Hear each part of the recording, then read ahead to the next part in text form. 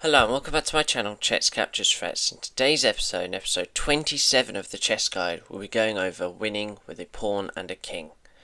So, in the last few episodes we've been going over checkmating with a rook and a king, two rooks and a queen and a king. This is the last of the lot at the minute, so this will be winning with a pawn and a king. So any more pawns, we know it's going to be quite easy. This is possible. There is many ways you can draw this game. There's also many ways you can win the game, and we're going to be going over stuff of using, when not to push the pawns, also the use of opposition. This is where opposition is going to be really key. So we're going over that in today's video. So, as we see here, the king and pawn and their king all in natural positions here. So you might see this if you, for example, maybe playing a club or something. You might sometimes be given this to try and win it, and if you sometimes don't know how, hopefully this will be the video for you. So now what we want to do is we don't want to use our pawn first, because we want our king to be the main piece.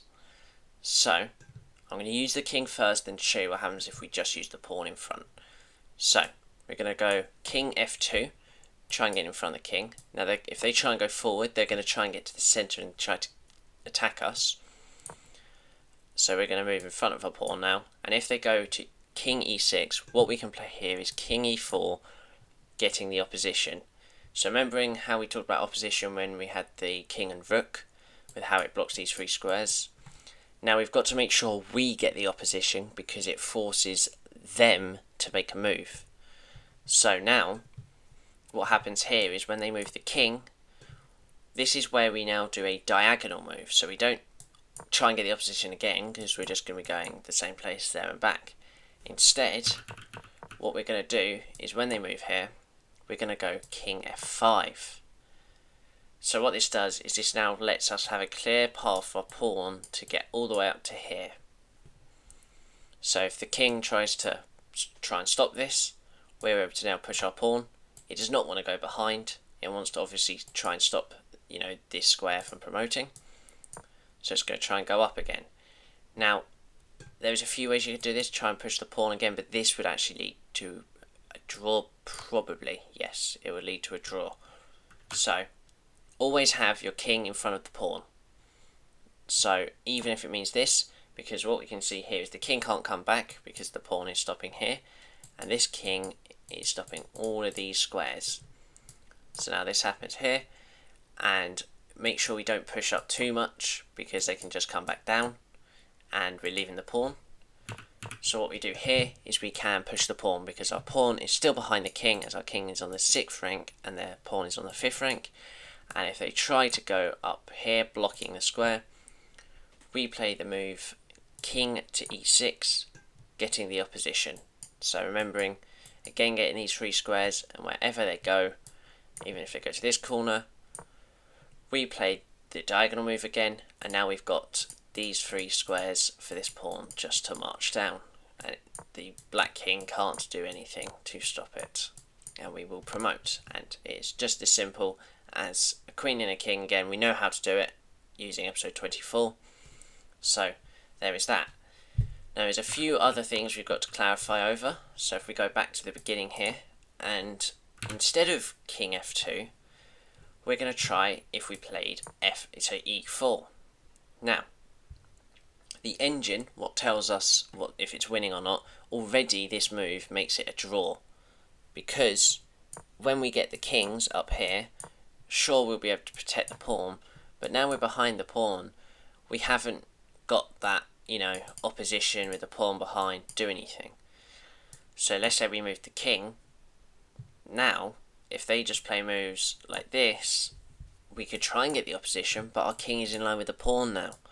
So now here, we can't go this square, and honestly, our best move here is to push. And again, they're just going to go back. And it's just going to be the same thing. Again, we push. Got to make sure. Now, to be fair, there is a few reasons here that black still has to be careful, and white can always still get some sort of luck out of this. Now, the main move would be king e8, because if you go here, black gets the opposition, forcing you to move. If you move back, black gets the tempo and is easily able to do it. And here, if you try and play check, black blocks and you only have one move, which is now stalemate, as the king can't move anywhere. So there it is as a draw. So we know not to go through for that. Now the main move idea here as well is if black makes a mistake, they might play a move of king f8. Now the reason behind this is because now you get the opposition thinking, oh okay, we're just going to block again. But with this move, there is a square. Because it's their go now, instead of us having to move the king here, now it's being black's go, obviously with our king not being here stopping this square, they have to move away, which gives our king enough time to slip into f7 to try and get that e8 promotion, and will do. And then obviously that forces the king to move away and we're able to queen. So that'll very much unlikely happen, but always be careful just to watch whatever happens if you think you're in a drawing position. There is also a saying that if your pawn is in front of your king in the 6th rank, then it is most likely always a draw, because if we state it here, for example, our king is behind our pawn, which is on the 6th rank, and this really from here is a draw, because all it's got to do is move back and we can't do anything. Okay, so we know that. Now, the king and a pawn really is always a win if you can get the opposition firstly, and also when it's in the middle of the board. I'm not going to show you what happens on the, if it's on the H file, because all black has to do is control one of these 4 squares and it is a draw. Because the king, if I try and show you an idea, if we move the kings this way, the kings can't actually, if the pawn for example was behind here, this king can't go to the right, it's not got that. It can only go this way of the board, so it cannot go to wherever on the right side. So what we would have there is it would just be a draw because there's such little squares. That's why you want to always try and keep your pawns in the end game in the middle. So if anything like this arises, then we can have that. So hopefully you understand that. We're just going to go over one last time of what we went through here, and then that is it for today's video. So remembering to get our king in front of the pawn, and then getting the opposition with our king, forcing black to make a move off the centre. Then we come into diagonally to get our pawn being able to push, so using the 3 squares here. Remembering to keep our king in front of the pawns at all time.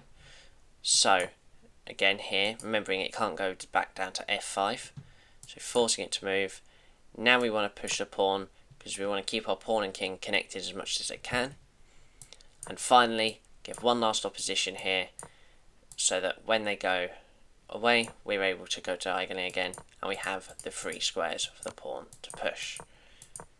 So that is it for today's video. Hopefully you now understand how to win an endgame with a pawn and a king. Hopefully you found this useful. So that should be it for the checkmating and winning with that at the minute. There will probably be a few more later on in this playlist, but I don't know yet. So that is it for today. So thank you and bye bye.